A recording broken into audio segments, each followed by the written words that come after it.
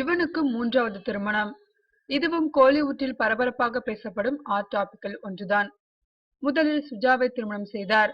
பிஸியான நேரங்களில் ஸ்டுடியோவையே வீடாக நினைக்க வேண்டிய கட்டாயம் ஏற்பட்டதால் வீட்டை சுத்தமாக மறந்தார் யுவன். பொறுத்து பார்த்த சுஜாவோ ஒரு கட்டத்தில் வேறு ஒருவரை திருமணம் செய்து கொண்டு அதே யுவன் இசையமைத்த ஒரு ஆடியோ பங்கனுக்கு புது கணவரோடு சத்யம் தியேட்டருக்கு வந்து போன கதையெல்லாம் உண்டு. அடுத்து ஷில்பா என்பவரை திருமணம் செய்து கொண்டார் யுவன். இந்த காதலும் எந்த வேகத்தில் கல்யாணமாக மாறியதோ அதே வேகத்தில் டைவர்ஸிலும் முடிந்தது. 2 பெண்களுடன் காதல், கல்யாணம், டைவர்ஸ் என வாழ்க்கை தனிமையான போதுதான் குரானின் போதனைகள் யுவன் மனசை லேசாக்க யாருக்கும் தெரியாமலே இஸ்லாம் மதத்திற்கு மாறினார்.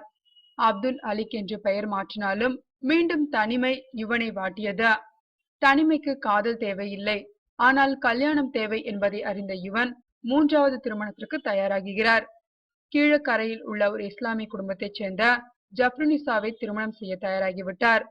அக்டோபரில் நிச்சயதார்த்தம், டிசம்பரில் திருமணம் என தடபுடல்களுடன் மத்தியில் இந்த முறை இன்னொரு தனிமைக்கு தன்னை அடகு வைத்து விடக்கூடாது என்பதில் கவனமாக இருக்கிறார் யுவன். அப்போது அவருக்கு தோன்றியதுதான் வீட்டோடு மாப்பிள்ளையாவது. ஜப்ருனிசாவின் குடும்பத்தினர் துபாயில் செட்டில் ஆகிய பணக்கார குடும்பம் என்பதால் திருமணம் அங்குதான் நடைபெறுகிறது. அதோடு யுவன் சங்கர் ராஜாவும் துபாயிலே செட்டில் ஆகிவிடும் முடிவில் இருக்கிறாராம்.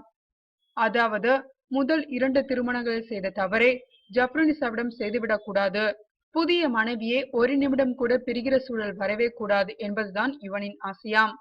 அதனால் துபாயிலே ஒரு ரெக்கார்டிங் ஸ்டுடியோவை நிறுவி பட இசையமைப்பு வேலைகளையும் பாடல்களுக்கு மெட்டமைக்கும் வேலைகளையும் என எல்லா இசையமைப்பு பணிகளையும் அங்கிருந்தே செய்ய முடிவெடுத்திருக்கிறாராம். இனி எந்த இயக்குனராவது யுவனிடம் டியூன் கேட்டு போனால் டியூன் வாங்க துபாய்க்கு வாங்க என்பதுதான் யுவனின் பதிலாக இருக்கும்.